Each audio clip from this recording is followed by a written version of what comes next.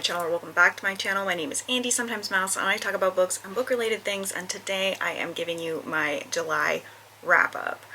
July was a bit crazy with my reading because everything was just kind of going as planned, and then towards the end of the month I was knocking out 1 to 2 books a day, which I have not done that in months. I fear that we are going to get very close to that year that I read 700 books in a year.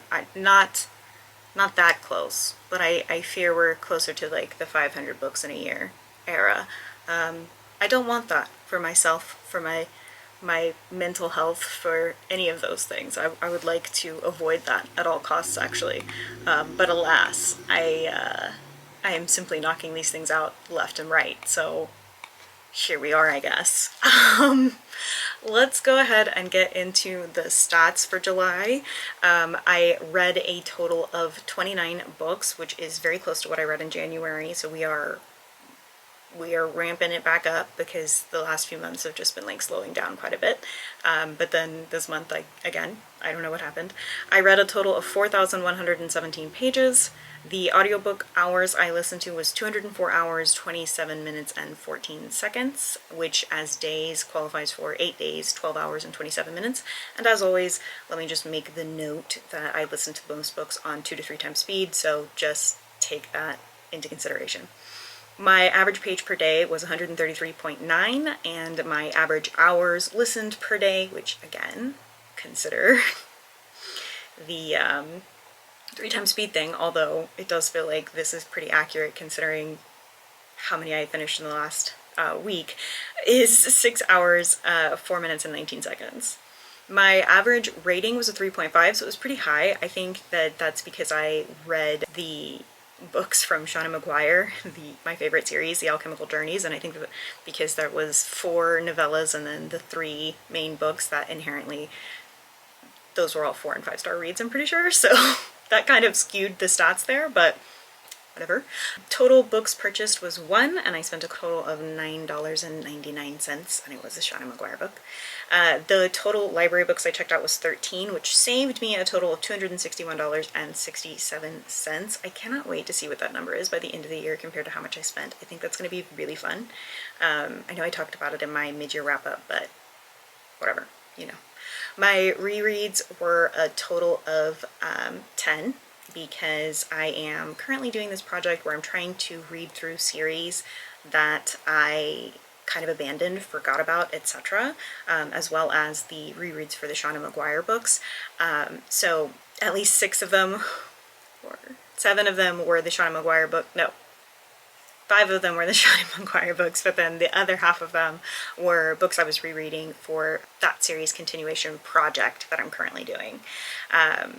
The total for formats for books, I read 19 audiobooks, 1 ebook, and 9 physical books, which is quite a big chunk of physical books. Again, largely the Seanan McGuire books, but then also I'm trying to read through the books that Random House sent me for Pride last month.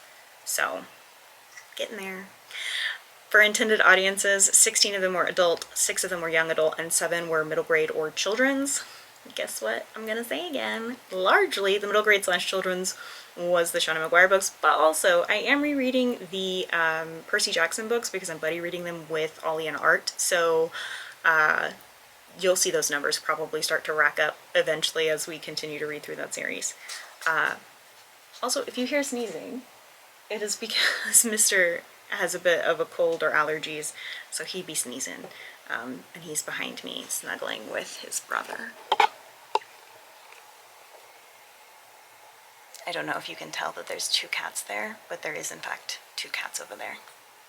Interrupted your regular programming for that one, but I don't think anyone will be mad. Anyway, carrying on. For genres, I read 14 fantasy, 4 romance, 3 historical, 4 thriller, 2 horrors, and 2 non-fiction. This was an interesting month because of the romance, historical, and the romance and the historical being so high up compared to the my normal genres. Like usually horror is a big bulk of my reads, and it was not this time. So I think I'll see that probably a little bit more as I continue to reread series, because a lot of the series I abandoned were romance series. Not because I didn't want to finish them, but mostly because I forgot about them. My bad. Anyway, moving on. Let's talk about my best and worst books of the month. Okay, talking about my top books of this month is gonna be pretty easy. First, we have None of This Is True by Lisa Jewell. This is a thriller novel that I really enjoyed. I will say that it spoils itself in the title by saying none of this is true. Nevertheless, I still enjoyed it. Lisa Jewell's writing sometimes is hit or miss for me, because sometimes it's like, really, the thriller aspect is the trauma along the way, and that stupid. This was really, really interesting. The dynamics of the different characters, the way that somebody can just kind of infiltrate your life like this main character does, all of those things was really interesting to me, and I think that the way that it was written was really well done. This thriller is about these two women that become friends, and by the end of it, I think at least two people are dead, and one person is completely missing. So, and the basis is, you know, none of this is true, but you don't really know who's lying. And I think that that was really well done. I think for a domestic thriller, it was very interesting. I will say, massive trigger warning for certain topics. I would just read through reviews or the summary to look at the trigger warnings to make sure that this is something that you can read safely without harming yourself. Next up, we have Tidal Creatures by Shawnee McGuire. I don't think anyone is surprised by me putting this as one of my top books this month. This book was incredible. It was such a good way of tying the other two books together. It was such a solid continuation of the story. It is, I think, the last book in the Alchemical Journeys series, and I am just really glad that I waited to read it so that I could really, really enjoy it. I have a video coming out about all of the things I enjoyed about this book next week, which, yeah, it'll go over everything that I enjoyed, so you can go watch that next week, and I will go further in depth about what I liked and the plot things and whatever. But if you've read Alchemical Journeys and you haven't read Tidal Creatures yet, I highly recommend it. It's really, really good. And then the third one is actually one of the nonfiction books that I read this month, and that is Unmask Alice by Rick Emerson. So this, if you read Go Ask Alice as a teenager, which I brought up a little bit when I was talking about the Ellen Hopkins books, it turns out, because this whole thing was like marketed as this nonfiction book, this diary that somebody found and they edited for like general consumption, and it turns out that none of that was true. And also, if you follow anything regarding the troubled teen industry or Paris Hilton and the troubled teen industry, then you know about Provo, the Provo schools. And this is a direct tie into the Provo schools in Utah, which is wild. The story was crazy. So it basically talks about how all of this got to where it was, how the literal, like there's another book about Daniel, and I don't remember what it's called, how the literal family members of Daniel were not pleased about the book, that, like, the representation in the book for a family member that is no longer with us. And just all of this scandal that, like, I had no idea happened. It's kind of wild, the amount of scandal that is a part of these books that were, like, I would have expected, like with the Ellen Hopkins books and the Go Ask Alice books, the biggest scandal to be, like, the content, but realistically, the scandal is that it was made up, or bullshitted, or taken without consent, and that's wild. But all of the connections and that kind of thing was really, really interesting and really well done, and I'm really, really appreciative of the way that this was put together. It also, the way that the author put the story together was really well done. I think sometimes expose-esque nonfiction books can feel like just like a spew of unnecessary information or conjecture and that kind of thing. This is, I don't know, the way that the facts were put together and the order they were put in and the way that it was written was really well done. It was a consumable story while being held in the realm of reality, unlike Go Ask Alice, apparently. Next up, we have my two least favorite books, and I am going to disclaim that I honestly didn't dislike either of these books that much. Like, if I'm going to do, like, if I were going to do my brackets of, like, worst book, if either one of these was the one I pick as, like, the worst book of this month, which I haven't decided which one wins out between the two, but they wouldn't win against some of the other books that I have read this year. But of all of the books that I've read this month, these were the two that I did not enjoy the most, so I'm giving that disclaimer. First, we have Blaze Wrath Games by Amparo Ortiz. And I am also going to hold to the fact that what I disliked about this book is that I was an adult reading a young adult book and the young adult character acting like a teenager irritated me. I hold that that means I was not the intended audience for sure.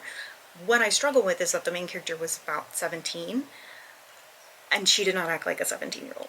She acted much more like a 14-year-old. And so why was she 17? A lot of the reactions and the way that she interacted with her parents was literally unbearable for me. Like I couldn't. It was selfish and foolish and dangerous and all of those things. But I will own the fact that this was a young adult book and that I am an adult reading a young adult book, and that maybe because I'm not the intended audience, I didn't like the character very much because teenagers can just kind of be that way sometimes. That really was my grievance with the book as a whole, was that the main character was insufferable for me. I couldn't stand her. Am I gonna read the sequel? Yes.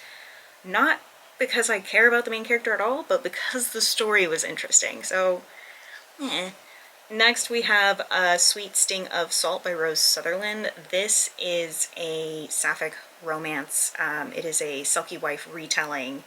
It was fine. It was fine. I came away with it going, okay. In the vlogs where I'm reading this book, I make the statement that's kind of like, the thing about this book is that I could put it down. I was like 50% in or something.